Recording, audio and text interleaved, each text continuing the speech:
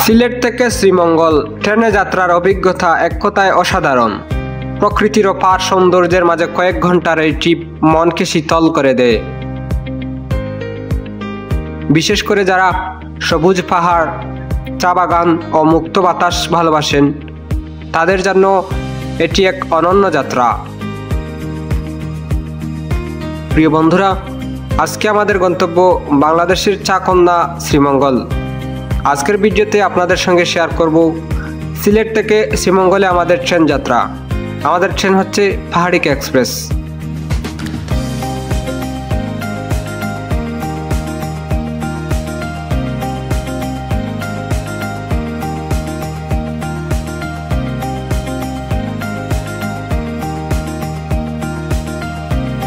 সিলেট থেকে শ্রীমঙ্গল পাহাড়িকা এক্সপ্রেসের জানালা দিয়ে দেখা প্রকৃতি, গ্রামের সরল জীবনযাত্রা আর ছায়ের রাজ্যের অপার সৌন্দর্য দেখতে পুরো ভিডিও জুড়ে আমাদের সাথে থাকুন।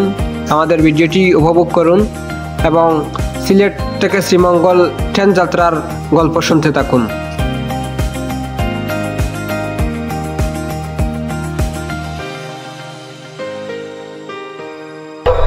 আসসালামু আলাইকুম প্রিয় বন্ধুরা, আজকে আমরা চলে যাব সিলেটের চা-কন্যা হিসাবে পরিচিত অত্যন্ত জনপ্রিয় একটি ভ্রমণ গন্তব্য শ্রীমঙ্গলে। এখন আমরা আছি সিলেট রেলওয়ে স্টেশনে। বাংলাদেশের চা-কন্যা হিসাবে পরিচিত শ্রীমঙ্গল, আজকে আমরা এখানে চলে যাব। তো আমাদের ট্রেন হচ্ছে 10টা 30-এ, এখন 10টা 15 বাজে, এখনও 15 মিনিট বাকি আছে। আমরা স্টেশনে অপেক্ষা করছি ট্রেনের জন্য।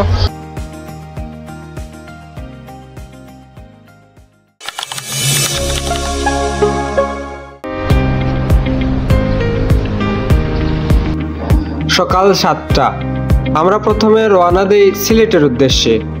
স্থানীয় বাস হয়ে সকাল 9টা 30-এ সিলেট বাস টার্মিনালে এসে পৌঁছাই।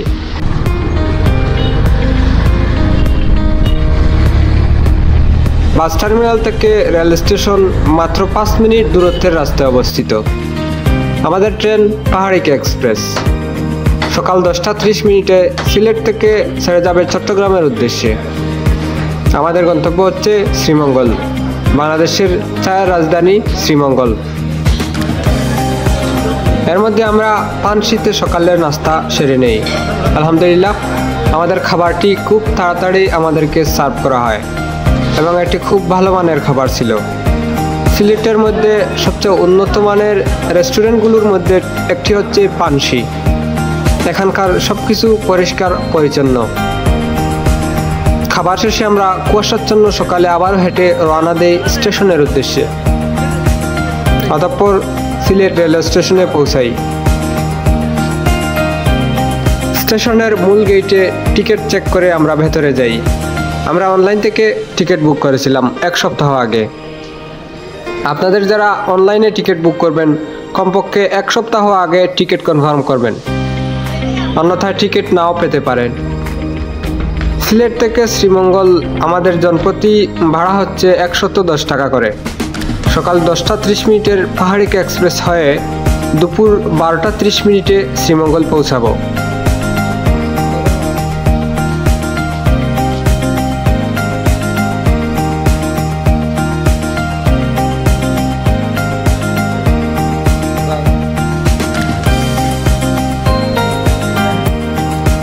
সকালবেলার সিলেট রেলওয়ে স্টেশন। শহর তখনও পুরোপুরি জেগে ওঠেনি, তবে স্টেশনের চিত্র একেবারেই ভিন্ন। মানুষের কোলাহল, ট্রেনের হুইসেল, চায়ের দোকানের ধোঁয়া মিলিয়ে এক অদ্ভুত প্রাণবন্ত পরিবেশ। আর আমরা আমাদের ট্রেন পাহাড়িকা এক্সপ্রেসের অপেক্ষা করছিলাম। এর ফাঁকে সবাই কয়েকটি সেলফিও তুলে নিলাম।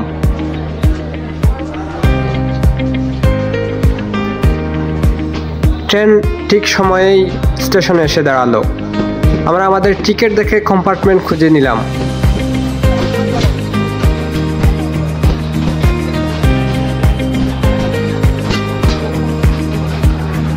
ট্রেন এসে পড়ায় সব যাত্রীরা তাদের জিনিসপত্র ট্রেনে তুলতে ব্যস্ত হয়ে পড়লেন। সবাই এদিক ওদিক ছুটাছুটি করতে লাগলেন।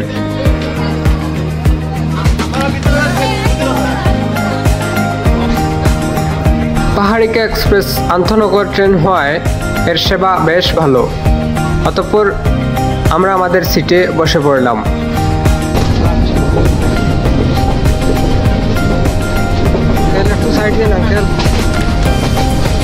কয়েক মিনিটের মধ্যে ট্রেন চলতে শুরু করলো।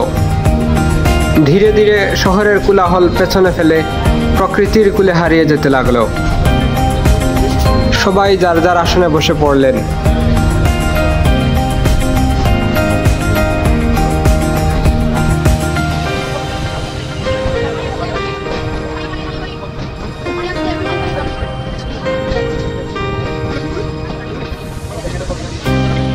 সিলেট থেকে শ্রীমঙ্গলে যাওয়ার জন্য কয়েকটি আন্তনগর ট্রেন রয়েছে। পাহাড়িকা এক্সপ্রেস সকাল 10টা 30 মিনিটে, জয়ন্তিকা এক্সপ্রেস দুপুর 2টায় এবং উপবন এক্সপ্রেস রাত 11টা 30 মিনিটে সিলেট থেকে ছেড়ে যায়। কুলাউড়া জংশনে এখন আমরা নামলাম। এখানে আপনারা দেখতে পাচ্ছেন কুলাউড়া জংশনে রয়েছে আমরা। এখান থেকে আবারও প্যাসেঞ্জারকে উঠবেন।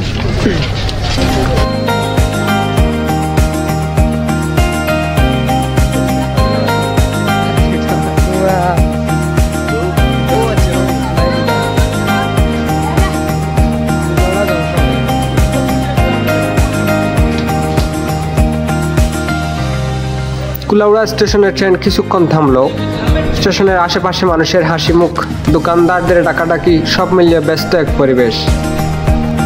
শ্রীমঙ্গল আর বেশি দূরে নয়। জানালার বাইরে তাকিয়ে দেখি হালকা কুয়াশার চাদরে মোড়ানো পাহাড়ি টিলা, মাঝে মাঝে লাল পাটির পথ, সব মিলিয়ে এক অনন্য দৃশ্য। ট্রেন যখন শ্রীমঙ্গল পৌঁছালো তখন ঘড়ির কাঁটা দুপুর 1:30। স্টেশনে নেমেই একরাশ সতেজ বাতাস যেন স্বাগত জানালো। গন্তব্য ছিল লাউয়াছড়া জাতীয় উদ্যান, দার্জিলিং টিলা এবং শ্রীমঙ্গলের আরও দর্শনীয় স্থান, যেখানে প্রকৃতির মাঝে হারিয়ে যাওয়ার অপেক্ষায় ছিলাম।